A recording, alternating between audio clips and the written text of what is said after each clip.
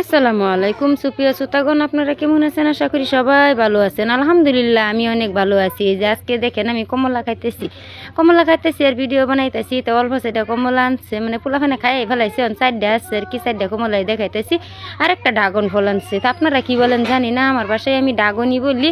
তো আমার মানুষে এগুলা বেশি খাইয়া ভালো পায় না, মানে চাইনা মানুষে বেশি ভালো পায়।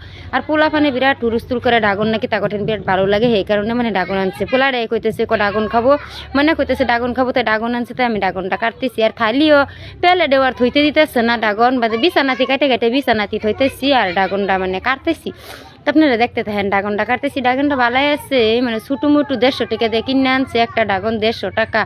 আমরা গরিব মানুষ অত দামের বস্তু খাইতে পারি না, যেহেতু তবু মানে পোলাফানে চিরকির কারণে মানে তার বাবা আনলো ড্রাগনটা কিনে আনছে, যে পোলাফানে খাইতেছে খুব খাইতেছে, তা আইনে দিয়ে পোলাফানে খাক।